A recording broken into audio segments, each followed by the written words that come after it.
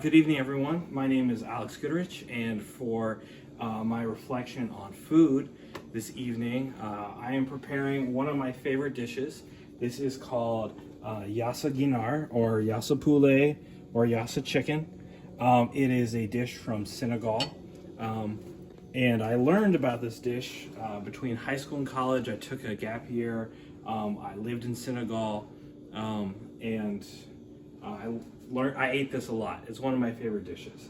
The ingredients, typically like a lot of Senegalese dishes, a lot of starch. So here we've got our rice that we're cooking. And then usually vegetable garnishes. Yassa is distinct from a lot of other Senegalese dishes because it has this onion sauce. And then little garnishes that usually go on the rice. So a boiled egg, some onions, some chives, some cucumbers, and some tomatoes. And then with a lot of dishes, there's always a meat, protein, fish, pork, never pork. In Senegal, it's majority Muslim, so typically not pork, but lamb, goat, chicken, fish. So in here, I have some chicken cooking. Now, there's an interesting set of contrasts between how I'm making it now and between how it's usually prepared. In Senegal, often meals are eaten in a large communal bowl with a bed of rice and the garnishes over it, and then a whole chicken. Meals are typically large affairs, especially like lunch, after prayers, and in the evening. After evening prayers, you get a lot of people in a communal setting eating together.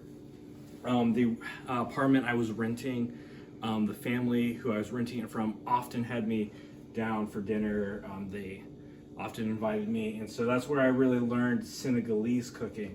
But some key differences, you can see that this is a much smaller portion. This is probably just going to feed me and my wife, not a whole group of people. I'm also cooking it very quickly. Usually the chicken takes 3 to 4 hours to cook.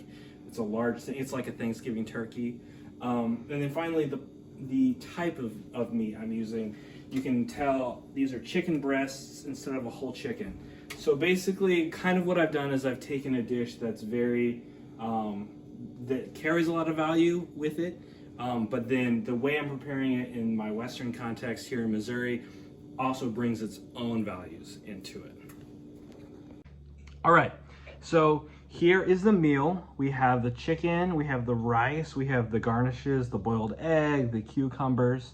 There are a lot of food values that are communicated with this, and I think the contrast between the Senegalese dish and the very Western way I've prepared it in my personal Western context, the contrast between those values really help to highlight those values. So for instance, a very obvious one is in Senegal, food is very community oriented. I had a friend who would never eat by himself. He would always eat with someone else.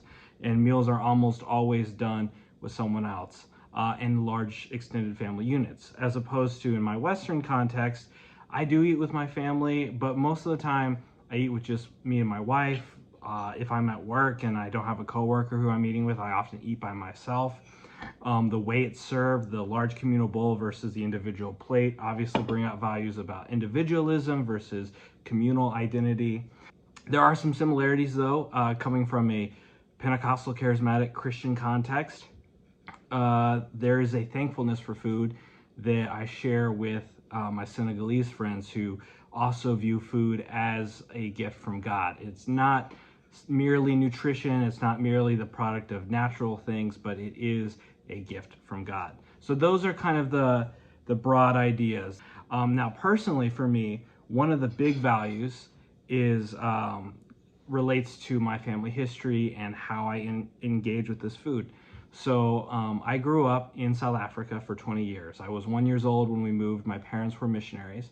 And as a result, I was very privileged to be exposed to a lot of different kinds of foods. Almost every weekend we were in a local church. We ate African food basically every Saturday and every Sunday.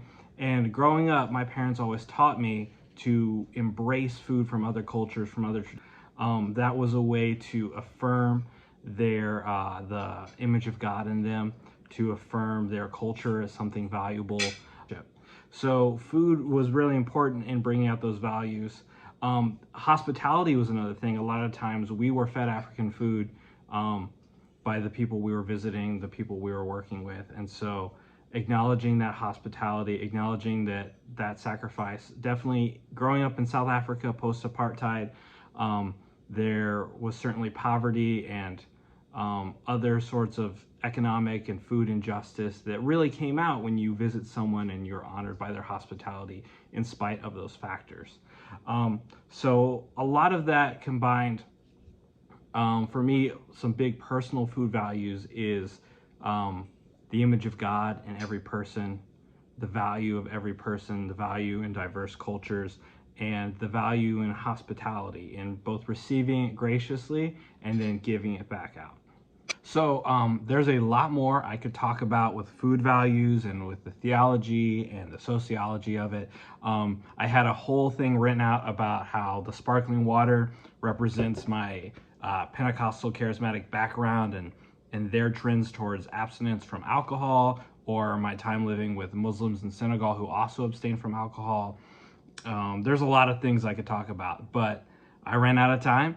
And so I just wanted to say thank you for joining me. Thank you for listening. And I hope you guys also have great meals.